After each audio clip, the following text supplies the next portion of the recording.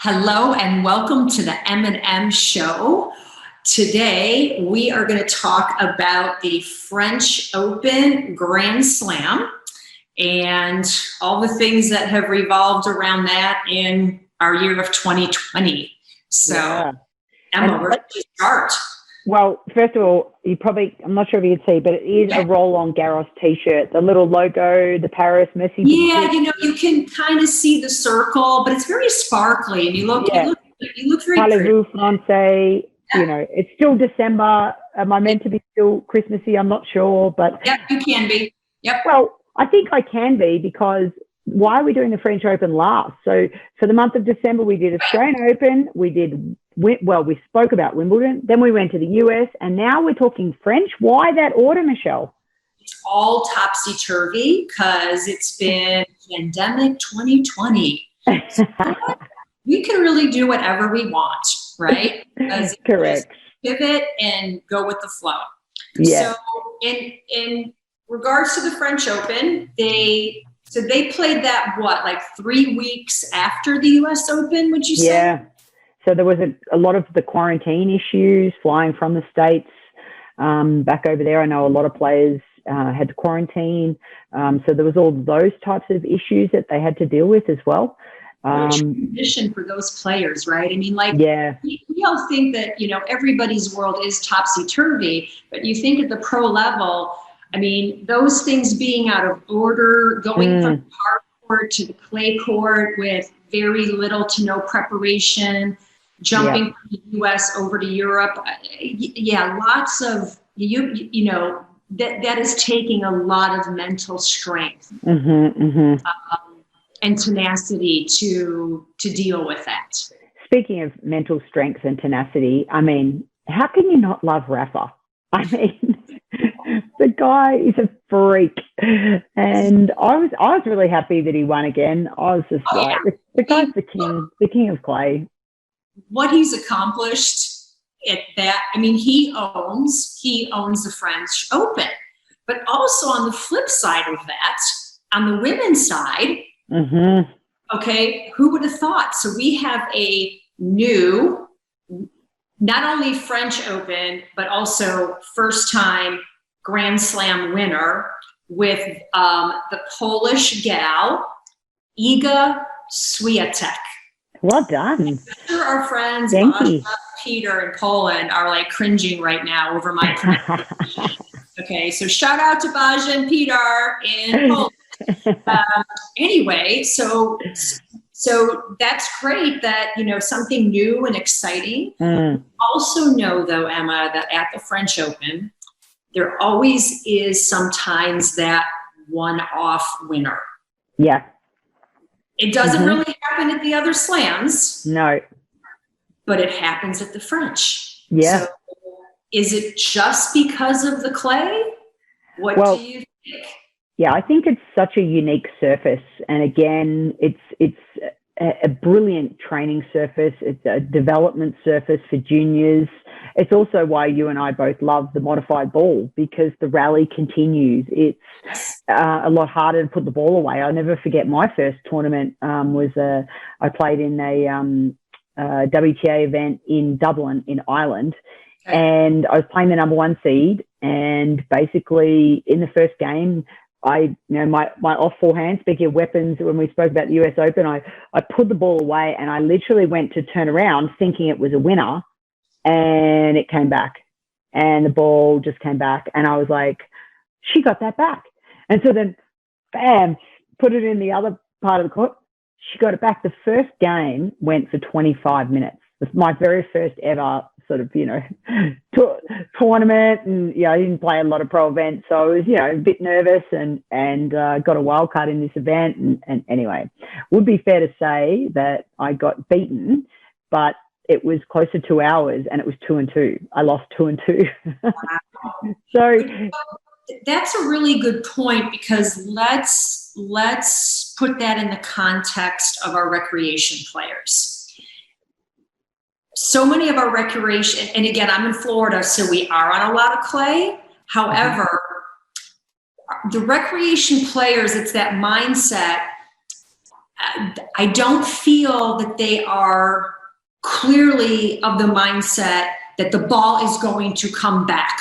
Mm-hmm. They give up on the point. Mm-hmm. In various ways, right? Either they feel that they hit a bad shot, and they just kind of give up stop. They think the other person's not going to get the ball back. They literally stop playing. And as coaches, I think we have to continuously remind them and put them in situations that the point is not over till the point is over.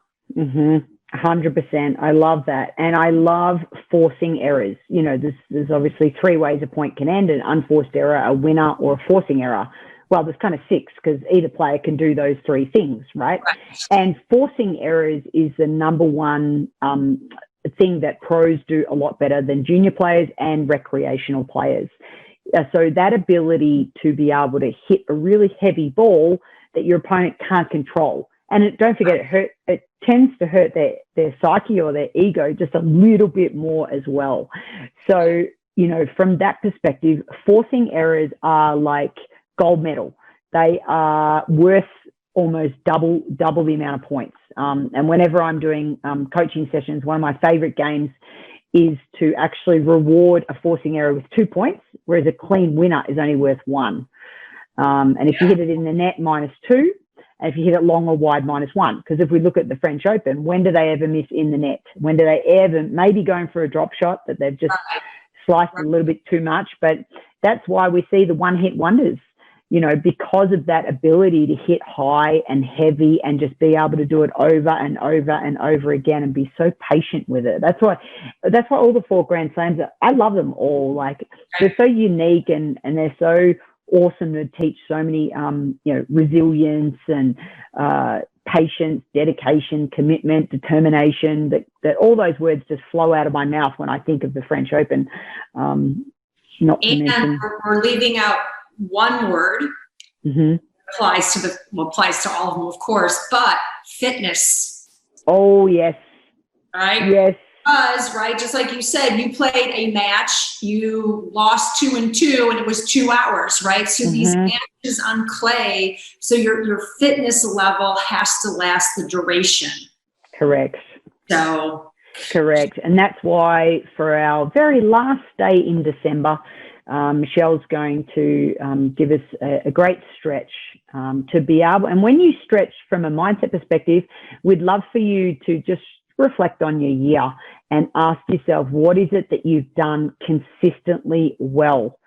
What's, you know, be kind to yourself. In other words, have a look at the year and find something as you do the stretch, as you breathe into the energy movement.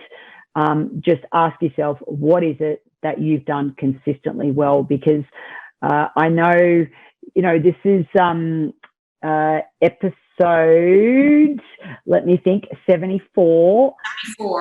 We have done that pretty consistently well. If for you and I, we have done our show consistently. Yeah. And now that I say those words out loud and I think about it, it makes me feel good and proud. Yeah, same. Absolutely. Before we close, a couple things. I have one question to ask you. How many French Opens have you been to? Oh, good question. 3. 3. Okay. You? Just 1. And that was a long time ago. And it was really fun because I was there I was traveling with a player and a coach for fun. Okay. And so I had all the credentials and everything. And it was just, it was, you know, very, very, very cool. And the other thing that we want to do before we close, Emma, is we want to wish everybody a really happy, joyful, successful, healthy New Year. Have we ever been looking forward to a new year more than this one? I'm not sure. Look, you know, again, 2021, it's time to turn the page, start afresh. And, you know, I'd love for you to, I've got a little book here. I want to finish with a quote, just set us off on 2021 as well. So you just tell me when to stop. I'm just going to flick the pages like that. Whenever you say stop, that's the page that we're going to go for. So a little bit of a heart message from Michelle and I on this 30th of December, almost New Year, for our Motivation Wednesday. So Michelle, tell me when. When? All right, what have we got? Oh, here we go. No one's day is what you think it is. Be extra loving if you can. Okay, I love that because I don't know, that just says so much. And if we all lived each day like that, the world would be a much kinder place. Yeah, because we don't know what's going on for other people.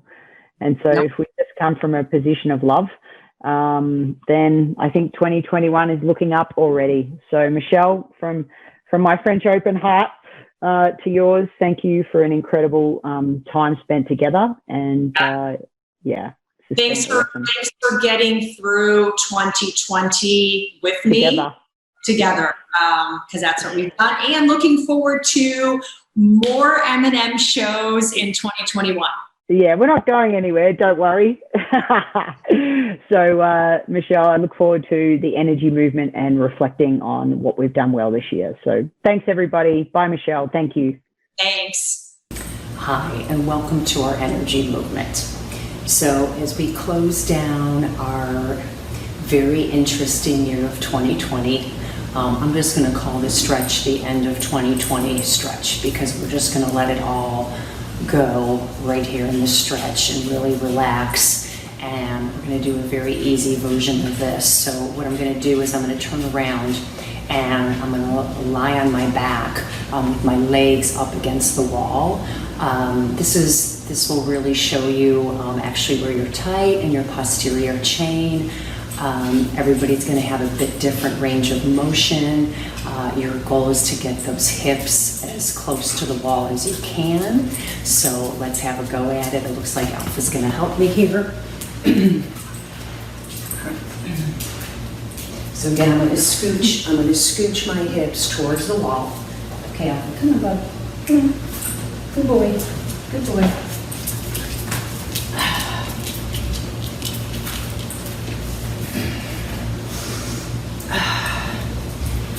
So right now, I've got my legs nice and straight. This feels great.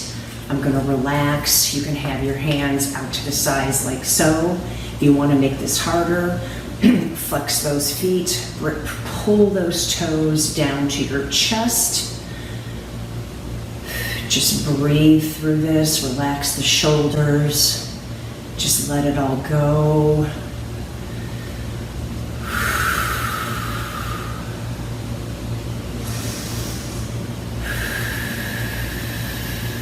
Now, if you want another added challenge, let's bring those hands up.